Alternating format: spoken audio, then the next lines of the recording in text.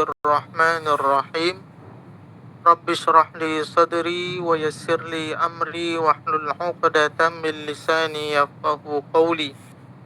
Alhamdulillah ibu yang dirahmati dan diberkahi Allah Subhanahu wa taala. Kita lanjutkan lagi tadabbur kita surah An-Nisa yang terakhir sampai ayat 166. Tapi kita ulang sedikit apa saja poin-poin dari materi yang sebelumnya, bahwa orang-orang Yahudi itu ketika baginda Rasulullah berdakwah kepada mereka itu selalu mencari alasan supaya dakwahnya Nabi Muhammad mereka tidak mau terima. Salah satunya ketika itu mereka meminta kepada Nabi Muhammad bisa tidak turunkan kitab langsung di depan mereka. Ini kalau seandainya kitab itu diturunkan langsung di depan mereka, maka mereka akan mengikuti dakwahnya baginda Rasulullah. Dari 153. As'aluka ahlul kitabi an tunazzila alaihim kitaban minas sama. Jadi yang namanya baginda Rasul ketika berdakwah ingin semua manusia ini mengikuti dakwahnya. Dan Allah jawab, faqad sa'alu Musa akbaru min dzalik faqaru arinallah. Wahai Nabi Muhammad, ada yang lebih lagi permintaan orang Yahudi itu. Apa permintaannya? Ketika pada zaman Nabi Musa mereka tuh minta Allah tuh dinampakkan di depan mereka.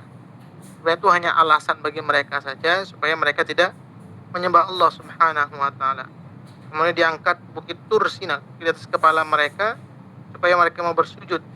Kemudian apalagi yang dilanggar oleh orang Yahudi, seharusnya di hari Sabtu itu digunakan untuk ibadah, tapi mereka mencari ikan, nelayan, sehingga mereka dikutuk.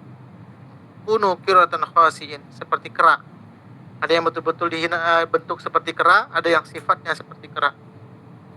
Kemudian apalagi keburukan orang Yahudi, yaitu membunuh para nabi. Jadi ini keburukan mereka adalah membunuh para nabi. Kemudian menuduh Maryam juga bukan wanita baik-baik. Kemudian Nabi Isa-nya juga mereka tuduh, wa ma qataluhu wa ma salabuhu walakin syubbiha lahum. Yang menuduh bahwa Nabi Isa itu sudah disalib. Ada Nabi Isa itu salabuhu walakin syubbiha lahum, diangkat oleh Allah, barrafa'allahu ilaihi, diangkat ke langit oleh Allah Subhanahu wa taala. Kemudian keburukan orang Yahudi berikutnya adalah mereka melakukan perbuatan riba.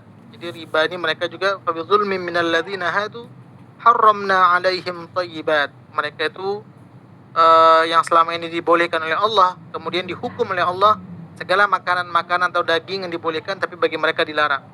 Kenapa? Wa akhdhihimur riba. Mereka memakan riba. Wa aklihim amwalan nasi bil batil. Kemudian memakan harta secara batil. Maka dari sekian banyak orang-orang Yahudi, tapi sebagian mereka ada yang ilmunya luas. Kemudian mereka beriman kepada Allah, tapi hanya sebagian saja. Di ayat 162. Lakinir rasikhuna fil ilmi minhum wal mu'minun. Jadi sebagian orang Yahudi itu tidak semuanya jelek. Dari antara mereka tetap ada yang beriman. Kemudian di ayat 163-nya bahwa Nabi Muhammad itu sama saja seperti nabi-nabi yang sebelumnya, mereka menerima wahyu. Kemudian nabi-nabi itu memberikan peringatan. Kemudian dari kisah-kisah nabi itu kita mengambil pelajaran. Maka di ayat 167 sekarang, bagaimana nasib orang Yahudi?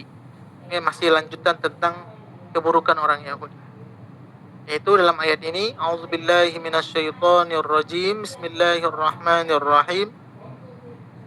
Innal ladzina kafaru wa saddu an sabilillahi qad dhallu dhalalan ba'ida. Sesungguhnya orang-orang kafir, orang-orang Yahudi, dan menghalangi orang lain dari jalan Allah. Jadi orang Yahudi itu sifatnya, kalau kita mungkin ada orang buruk, tapi buruk untuk dirinya sendiri. Ada orang sudah berbuat jahat, tapi dia ngajak orang lain lagi berbuat jahat. Mana yang lebih berat hukuman itu? Ini orang sudah jahat, tapi dia jahat gak mau ngajak orang lain, sendiri saja dia. Tapi ada orang berbuat jahat, sudah dia jahat, ngajak orang lagi berbuat jahat. Nah, inilah orang Yahudi. Pertama, dia menghalangi, dia sudah tidak mau menyembah Allah. Sudah itu juga dia menghalang-halangi orang lagi untuk menyembah Allah. Ini orang Yahudi, double-double keburukannya. Sehingga orang Yahudi ini dikatakan qad dhallu dhalalan ba'ida. Sesat yang sangat jauh. Maka yang namanya kesesatan itu ada dua, Ibu.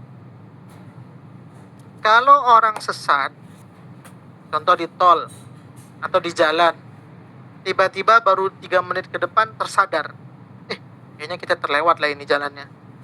Kira-kira mudah nggak baliknya, Ibu? Untuk jalan kepada jalan yang seharusnya kita tuju. Mudah. Tapi kalau udah tersesatnya berjam-jam, mundurnya lagi nyari jalan itu sulit. Ini sudah tersesatnya begitu jauh sekali. Nah, orang Yahudi ini sudah sesatnya kata Allah jauh sekali. Sehingga mereka tuh untuk kembali menyembah Allah itu sangat berat. Bahkan hati mereka itu dikatakan fi qulubihim maradun fazadahumullahu marada. Sudah terkunci, sudah tertutup karena saking banyaknya penyakit keburukan yang mereka lakukan. Begitulah juga sebenarnya manusia. Semakin banyak manusia melakukan keingkaran kepada Allah Subhanahu wa taala, sesungguhnya mereka akan semakin tersesat jauh dari Allah Subhanahu wa taala. Kalau sudah jauh kita, sulit lagi untuk baliknya. Maka Allah katakan faqad dhallu dhalalan ba'ida. Saking jauhnya mereka itu tersesat, sulit lagi untuk balik. Nah, sama dalam kehidupan ini. Kalau kita melakukan perjalanan, kalau sesatnya masih sebentar, kita bisa balik arah menuju jalan yang benar. Tapi kalau orang sudah jauh kali, mau balik, nyari jalan baliknya sudah susah. Walaupun mungkin teknologi sekarang sudah canggih, mungkin pakai Google Map. Tapi biasanya kalau orang sudah jauh itu ya berat juga untuk cari jalan baliknya. Kenapa mereka itu sudah tersesat? Innal ladzina kafaru, mereka itu karena ingkar. Kita baca tafsirnya dulu. Hingga nanti orang Yahudi itu dimasukkan ke neraka Jahannam. Nanti ada ayat berikutnya. Kita bahas dulu 167. Sesungguhnya orang yang masih tetap dalam kekafiran, setelah mereka datang petunjuk yang dibawa oleh Nabi Muhammad, jadi Nabi Muhammad sudah mengajak orang-orang Yahudi ini memeluk agama Allah, tapi mereka nggak mau dengan berbagai alasan tadi, dan selalu menghalangi orang supaya jangan percaya kepadanya dan kepada Al-Quran yang diturunkan kepadanya seperti selalu dipraktekkan oleh orang-orang Yahudi Madinah dan orang-orang kafir Mekah.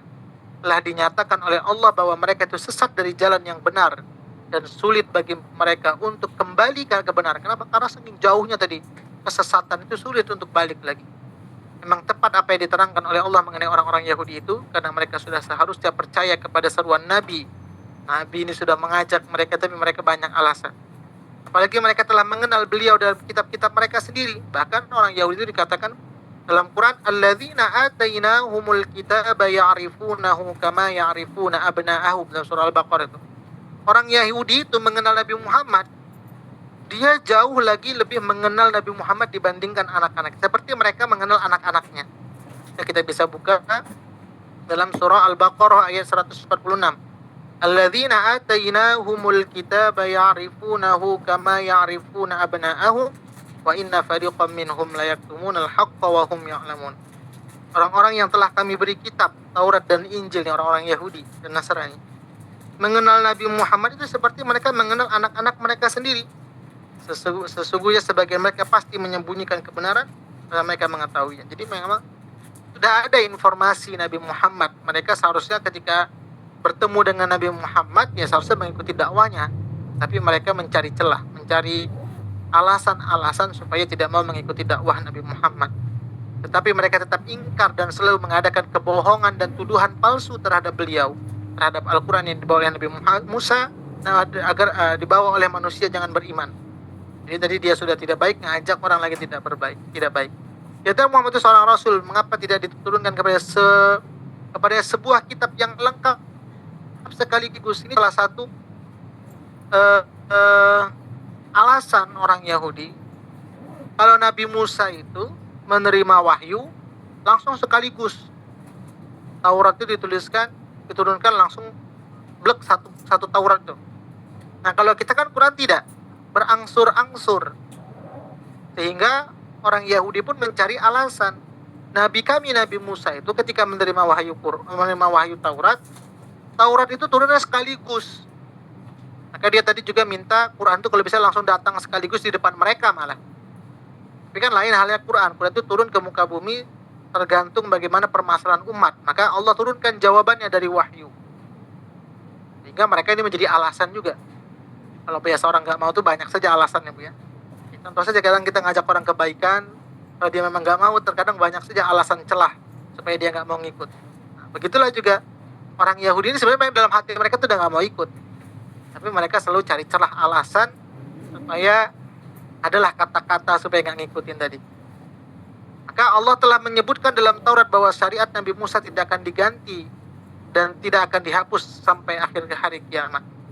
1001 alasan mereka kemukakan. Ini alasan tadi untuk menolak kebenaran Nabi Muhammad dan Al-Quran, tetapi semua alasan itu hanya dibuat-buat dan tidak dapat dibuktikan kebenarannya. Oleh sebab itu amatlah tepat bagi mereka dicap oleh Allah sebagai orang yang jauh sekali tersesat dari jalan yang lurus.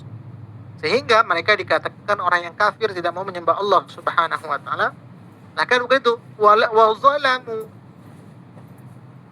Zalim itu apa Ibu? Zalim itu tidak menempatkan sesuatu pada tempatnya. Maka tingkat kezaliman yang paling tinggi adalah kekufuran. Seharusnya Allah ditempatkan untuk disembah, tapi mereka nggak mau menyembah. Jadi zalim yang tertinggi itu adalah kekufuran.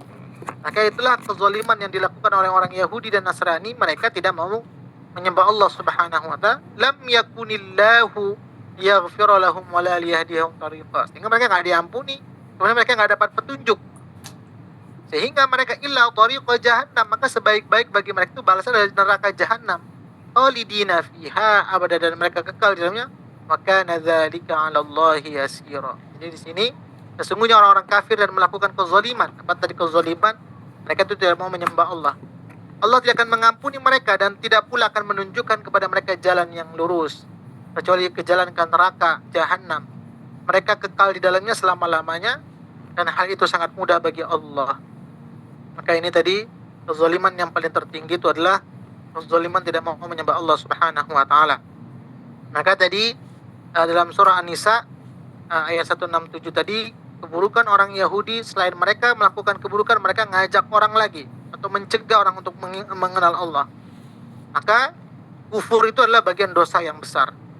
Kemudian menghalangi orang dari kebenaran lebih berat lagi dosanya dibandingkan dia sendiri.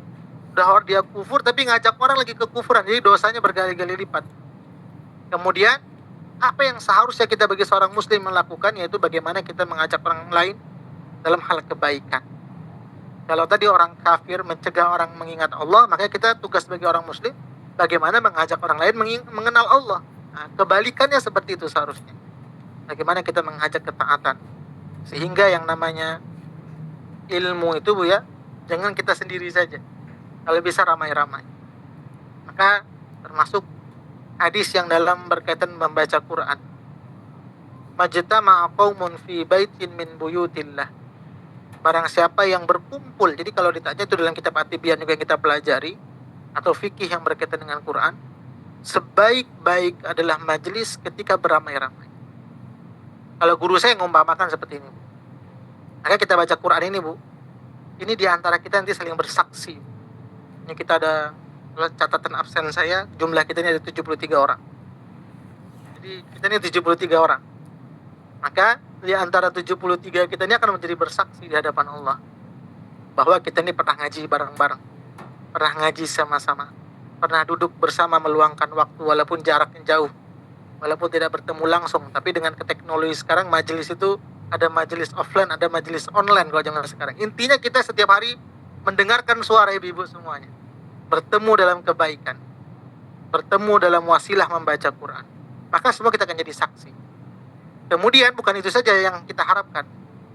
Bukan saksi di antara kita. Saya bersaksi kepada Bu Diana, Bu Diana bersaksi kepada Bu Erni bersaksi kepada Bu Isma, saling bersaksi. Kemudian bukan itu saja. Maka Quran yang kita baca ini, ibu yang sudah mengkhatamkan dari Al-Fatihah sampai An-Nas, maka setiap huruf yang ibu ucapkan, setiap huruf yang ibu baca, setiap ayat yang ibu lafazkan, maka ayat ini juga menjadi saksi di hadapan Allah. Maka contoh hadis itu surah Al-Muluk. Yang dalam hadisnya surah Al-Muluk itu bersaksi ke hadapan Allah bahwa ketika di dunia ini orang ini selalu baca surah Al-Muluk. Sehingga surah Al-Muluk itu minta keringanan kepada Allah. Ya Allah, jangan orang ini diazab. Sehingga Allah terima. Bayangkan juga kita setiap harinya meluangkan waktu membaca. Yang ayat kita baca ini nanti akan jadi saksi di hadapan Allah. Maka Tadi saya katakan hadis dalam belajar Quran itu sebaik-baik belajar Quran itu berjamaah. Maka guru saya mengumpamakan seperti ini. Kan nanti kita saling bersaksi, saling mencari. Kalau tiba-tiba ada satu karung beras 50 kilo atau 100 kilo jatuh ke lubang. Kemudian Burara ngangkat sendiri. Kira-kira berat nggak? Ini ada karung 100 kilo beras, kemudian jatuh ke lubang. Kemudian Burara gotong sendiri. Pasti berat ya Bu ya? Yang sanggup Pak Ustadz. Nggak sanggup. Tapi kalau kita ini ada 73 orang gotongnya, kira-kira jadi berat atau jadi ringan? Insyaallah boleh. Jadi ringan. 100 kilo itu jadi ringan. Maka begitu juga. Kenapa orang itu salah satu bagaimana mengobati hati salah satu berkumpul dengan orang yang soleh dikatakan para ulama. Maka di antara kita nanti saling bersaksi. 73 orang. Wah ini dulu sama-sama saling mengaji. Sama-sama saling ketaatan. Tiba-tiba ya Allah saya jadi saksinya bahwa di dunia dulu kita sama-sama istiqomah baca Quran. Nggak cukup satu, kalau satu mungkin kita ragu. Contoh biasa kalau ada orang datang ke rumah kita. Nggak, saya ngatakan itu orang baik. Tiba-tiba lagi orang ngatakan ini orang baik, ini orang baik, ini orang baik. Sehingga dengan jumlah yang banyak kita jadi percaya. Nah begitu juga nanti di akhirat, ini nggak ketemu nih satu orang sahabat kita mengaji. Semua bilang ke Allah, ya Allah dulu sama-sama kita ngaji. Sehingga ketika tadi, kalau satu orang saja ngangkat seorang itu dari neraka ke surga, mungkin berat. Tapi kalau 73 orang sama-sama ngangkat dia ke menuju surga, itu jadi ringan.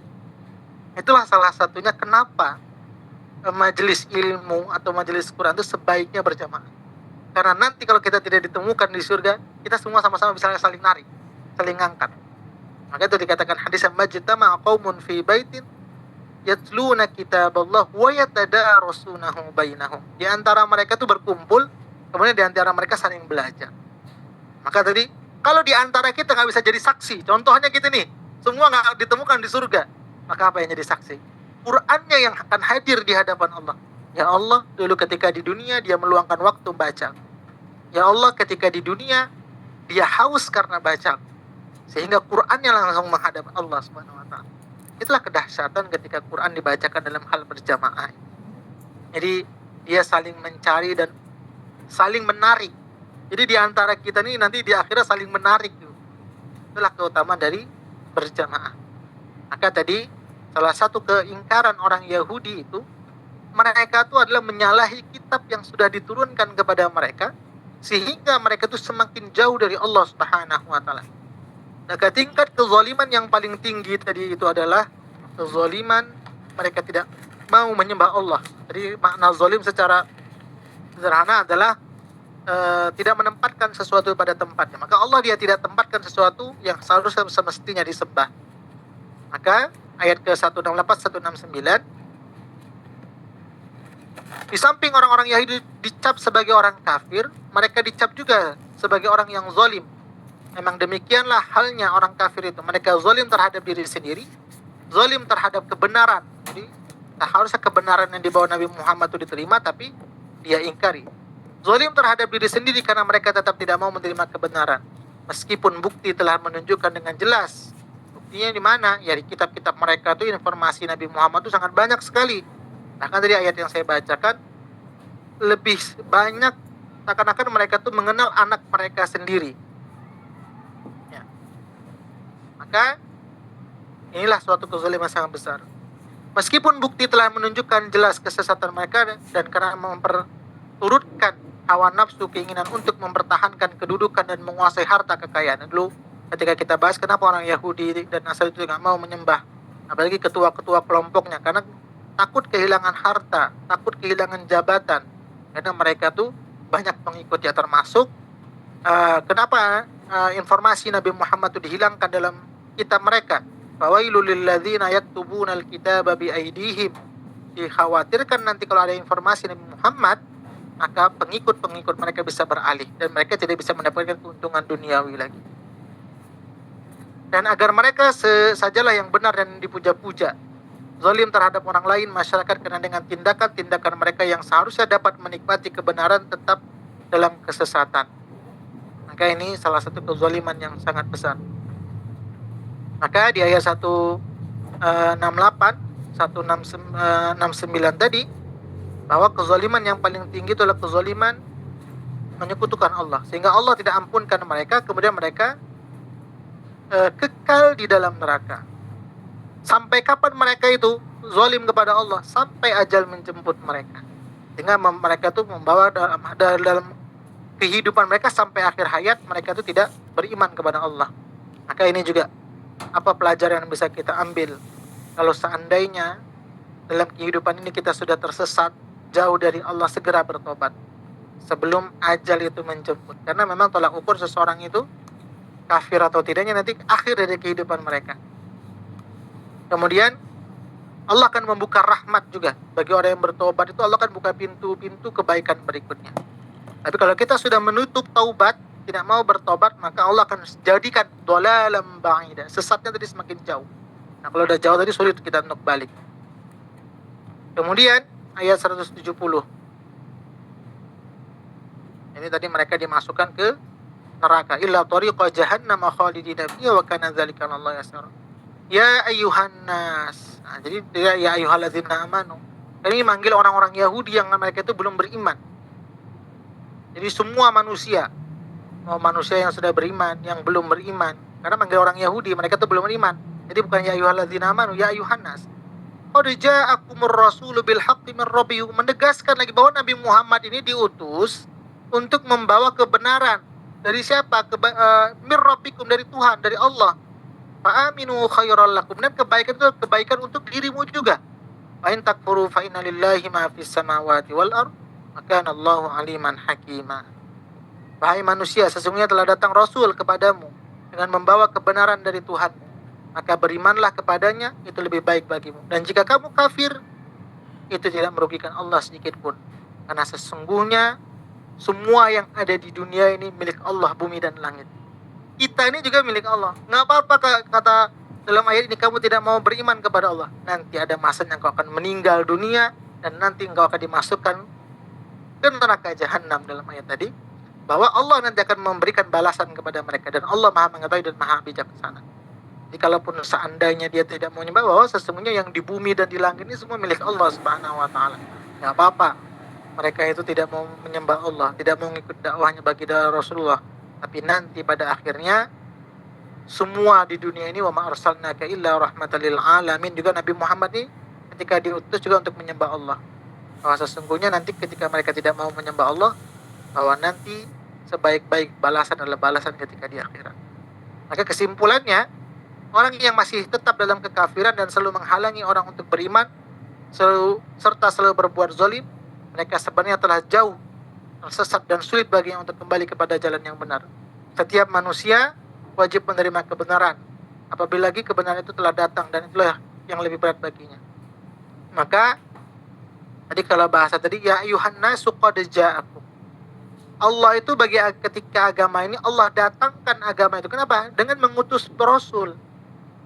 Kalau kita mungkin zaman sekarang membeli sesuatu, kita yang menjemput dengan sesuatu yang diantarkan langsung ke rumah kita. Orang biasa, kalau apalagi zaman sekarang ada paket beli barang. Nah, kalau kita beli barang, kemudian kita beli ke pasarnya, mungkin terasa berat bawanya. Dan dengan kecanggihan sekarang, orang bisa beli paket langsung nunggu di depan rumah, tinggal dari handphone saja. Lebih praktis. Maka baginda Rasulullah ini diutus oleh Allah ke muka bumi, langsung Allah kirim. Bukan kita mencari-cari sumber yang tidak jelas, tapi langsung diutus dengan membawa kebenaran dari Tuhan. Tapi terkadang mereka tidak mau juga. Nah, ini yang jadi permasalahan. Maka hikmahnya apa? Jadikan bahwa Al-Quran yang selama ini sudah kita pelajari benar-benar menjadi petunjuk dalam kehidupan kita. Karena orang Yahudi dan Nasrani sudah menolak Al-Quran. Nah, sekarang Quran sudah di depan kita. Imani, pahami, amalkan, luangkan waktu. Kemudian sudah kita fahami, kalau bisa kita dakwahkan, ajak orang lain juga untuk kebaikan. Karena sesungguhnya orang Yahudi juga punya misi. Bagaimana mereka juga menyebarkan keburukan, mengajak orang kepada kesesatan. Maka sebaliknya juga, kalau mereka mengajak manusia kepada kesesatan, kita bagi orang yang beriman, ajak juga orang lain juga untuk mengenal Allah subhanahu wa ta'ala. Nah, Ini jadi kita menyambungkan dakwahnya baginda Rasulullah. Jadi sekedar dakwah itu bukan sekedar para ustadz atau siapa saja, tidak. Kalau kita pun tidak punya ilmu untuk menyampaikan, paling nggak orang ngajak orang lain masuk ke dalam dakwah tersebut. Kita lihat nih kayaknya kawan kita nggak sholat atau apa, kita ajak. Walaupun kita nggak bisa mengajarkan bacaan sholat, tapi paling tidak kita mengajak. Nah, karena orang yang mengajak itu sama pahalanya seperti orang yang mengamalkan. Itulah pentingnya dari dakwah, bahwa setiap manusia itu punya kewajiban untuk berdakwah. Jadi dakwahnya itu juga ya tadi tergantung keadaan kita. Kan kata Al-Quran, kuntum khaira ummatin ukhrijat linnasi ta'muruna bil ma'ruf wa tanhauna 'anil munkar. Bagaimana kita dikatakan manusia yang terbaik? Itu salah ta'muruna bil ma'ruf wa tanhauna 'anil munkar. Ajak orang kebaikan, kemudian mencegah kepada kemungkaran. Maka kemudian wa tu'minuna billah, kemudian kita beriman kepada Allah. Itulah dikatakan kuntum khaira ummah. Kalian itu adalah umat terbaik di sisi Allah Subhanahu wa taala. Silakan sampai sini ada pertanyaan Ibu. Bagaimana kesesatan orang Yahudi dan Nasrani itu, mereka faqad dhallu dhalalan ba'ida. Sesatnya tadi sesat yang jauh. Jadi sesat ada dua Ibu ya. Kalau sesat dekat bisa cepat balik. Kalau sesat jauh sulit untuk balik. Nah, orang Yahudi ini sesatnya udah jauh kata Allah. Yang jauhnya sudahlah, dimasukkan saja mereka ke neraka jahanam. Ya, Bu Rara. Assalamualaikum warahmatullahi wabarakatuh Pak Ustadz. Assalamualaikum Ibu ya. Kalau cerita tentang Yahudi itu, apa sudah pasti semua orang Yahudi itu dilaknat Allah ya Pak Ustadz? Karena dalam Al-Quran kan redaksinya seperti itu. Tapi sebagai manusia itu kan ada salah dan ada, maksudnya hatinya itu kan dibolak-balik ya Pak Ustadz sama Allah. Jadi apa ada kemungkinan pula orang Yahudi itu baik beriman kepada Allah, atau semuanya dilaknat secara mereka satu keturunan bangsa, ya. Tidak Gimana semua. Di jawabannya yang sebelumnya saya sampaikan di 162 Al-Nisa 162. Jadi kan dari ayat ke 153 itu cerita tentang keburukan orang Yahudi. Di ayat 162-nya lakinir rasikhun. Jadi orang Yahudi sebagian di antara mereka, enggak semuanya jelek. Ada yang orang Yahudi yang ilmunya mendalam, dengan ilmunya itu sehingga bertambah keimanannya.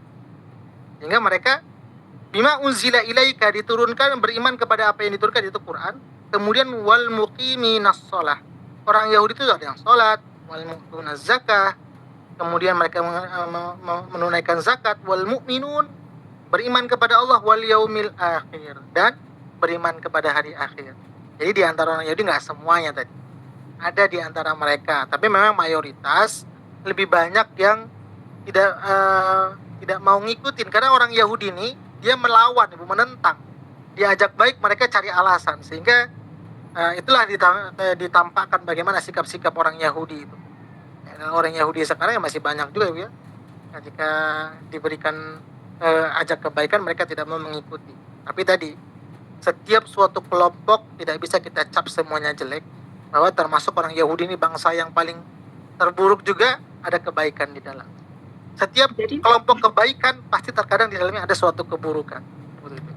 Iya, jadi Pak Ustadz, kalau sudah ada dikisahkan dalam Al-Quran tentang Yahudi, dan itu akan berpengaruh kepada manusia lainnya yang menyatakan Yahudi laknatullah gitu. Itu apa kata-kata itu tidak mewakili menyumpah seluruh orang Yahudi? Atau bagaimana? Atau kita seharusnya jangan mengucapkan kata-kata itu? Gimana ya Pak? Ketika mereka sudah beriman, mereka mengikuti dakwah Nabi Muhammad, mereka sudah Islam. Karena orang Yahudi itu kan tidak percaya Nabi Muhammad. Sekarang mereka sudah percaya Nabi Muhammad. Nah, jadi ketika itu mereka ya ada perang itu Pak Ustadz dibilang Yahudi laknatullah gitu-gitu. Ya, itu bagi mereka yang masih membenci Islam, termasuk kan salah satu dari dampak politik. Kemudian di dalam maksudnya politik kita itu Pak Ustadz, orang-orang kita gitu menyebutkan Yahudi laknatullah gitu-gitu. Jadi Yahudi laknatullah ya tadi Yahudi yang masih belum nyembah Allah. Oh, itu artinya. Iya, jadi orang Yahudi itu ya laknatullah mereka jauh dari Allah. Laknatullah tuh dilaknat oleh Allah, itu pengertian dari laknatullah. Oh, bukan mewakili kata bahwasanya menyumpah semua orang Yahudi gitu. Itu dilaknat oleh ya? Allah Subhanahu wa taala. Pak Ustadz, pertanyaan saya yang kedua, baru-baru ini saya baca berita ada kejadian satu truk membawa Al-Quran banyak ya, satu truk penuh gitu Al-Quran, dan dia terbablas gitu, masuk ke kayak jatuh ke lubang gitu. Jadi Al-Qurannya semuanya berserak. Nah, saya bacalah komen, saya pun suka baca komen. Jadi ada itulah, masih banyak orang melihat media sosial dibandingkan baca Al-Quran gitu. Sementara Al-Quran itu akan menjadi saksi dan menyelamatkan kita di akhirat nanti. Nah, ada yang balas, kalau Al-Quran menyelamatkan manusia, masa dia sendiri nggak bisa menyelamatkan dirinya sampai nggak bisa menyelamatkan satu truk, begitu banyaknya Al-Quran. Gitu Pak Ustadz, kurang lebih gitulah kalau redaksinya gitu. Jadi saya bacanya orang berpikir gitu. Bagaimana kita yang kita kan pasti beriman kepada Allah ya, termasuk Al-Quran. Jadi kalau itu kita bagaimana Pak Ustadz di hati kita sendiri menjawabnya? Maksudnya dengan kalimat redaksi, kalau itu Al-Quran dapat menyelamatkan kamu di akhirat nanti, kenapa Al-Quran begitu banyak bisa jatuh ke jurang, nggak bisa menyelamatkan diri sendiri. Gitu. Jadi saya nggak terpengaruh dengan kata-kata itu, cuman berpikir bagaimana ya untuk membalas orang yang seperti ini, untuk meluruskan apa yang dia keliru gitu, cara berpikirnya itu gimana ya Pak Ustaz? Yang pertama kan manusia ini punya keterbatasan daya ingat. Memang pertama sekali Quran itu diturunkan kan dengan hafalan ya Bu ya, sehingga dengan memori tersimpan di otak. Kemudian tidak manusia semua hafal Quran. Jadi kalau ditanya sebenarnya memang nggak bisa Quran menyelamatkan secara bendanya, ini nggak bisa menyelamatkan. Bagaimana Quran itu bisa menyelamatkan kita? Lebih kepada isi kandungan Qurannya. Kenapa gitu ya? Ada mushafnya dulu pada zaman Nabi Muhammad itu kan memang banyak penghafal Quran gugur, sehingga khawatir nggak semua orang bisa ngafalin Quran. Dan kalau Quran itu sistemnya sampai sekarang dengan hafal, kayaknya repot juga kita ngajarkan. Ini contoh ibu ini ada 73 orang. Bu Rara hari ini saya bacakan 5 ayat. Selesai tutup pengajian Al-Quran, Bu Rara mau nggak mau harus hafal. Kalau mungkin seberat itu ngajinya, mungkin bagi orang berat ya Bu ya. Ibu bukan setiap ada bacaan. Bu Rara baca 1 halaman. Pokoknya Bu Rara setelah ini mau tak mau harus hafal. Karena kita nggak punya mushaf. Nanti kalau mau ragu tengah jalan gimana lagi bacanya, besok ketemunya Bu Rara, kan repot. Tapi kalau ragu, Bu Rara ada mushaf di rumah. Nah, bagaimana maksud menyelamatkan manusia itu? Isi kandungan Qur'annya. Ketika manusia mengamalkan mana yang diperintahkan, mana yang dilarang, disitulah dia yang akan menyelamatkan kita. Aturannya jadi bukan itu benda itu, bukan bendanya yang kita bisa cetak banyak gitu ya Pak Ustaz. Ya. Oke. Berarti kalimat redaksinya harus diluruskan bahwasanya apa tadi Pak? Lebih kepada isi kandungannya. Lebih kepada isi kandungan Al-Qur'annya yang akan menyelamatkan hidup kita lah, baik di dunia maupun di akhirat ya Pak Ustaz. Jadi kan kalau bahasa mudahnya, karena mungkin kalau dia nggak paham agama ya, Barat Quran itu adalah undang-undang. Negara Indonesia kan ada undang-undang. Kita ada buku perundang-undangan lah.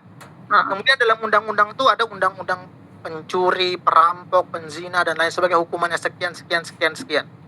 Maka kalau buku perundang-undangan itu nggak bisa menyelamatkan manusia, tapi ketika seorang yang paham buku isi undang-undang tersebut, kalau mencuri sekian penjaranya. Tapi kalau orang yang mencuri, dia nggak akan dipenjara. Maka nanti begitu juga Allah kasih informasi di Quran, kalau buat dosa maka balasannya neraka contohnya. Kalau kita nggak buat dosa berarti balasannya surga. Maka ketika kita itulah Allah selamatkan kita dari azabnya. Jadi lebih kepada kandungannya, sama seperti undang-undang. Kalau kita menjalankan undang-undang aturan yang ada di Indonesia ini, maka kita selamat. Kan selamat ya Bu ya, saya nggak masuk penjara atau apa gitu. Tapi kalau saya melanggar aturan yang sudah dibuat, ya pasti saya nggak selamat, di penjara atau apa. Begitulah juga Quran. Jadi bukan lebih kepada mushafnya, tapi isi kandungannya. Kalau bukan isi perundang-undangannya. Iya, paham Pak Ustadz. Oh oke. Ya, makasih banyak Pak Ustadz. Ya, sama-sama. Ada lagi?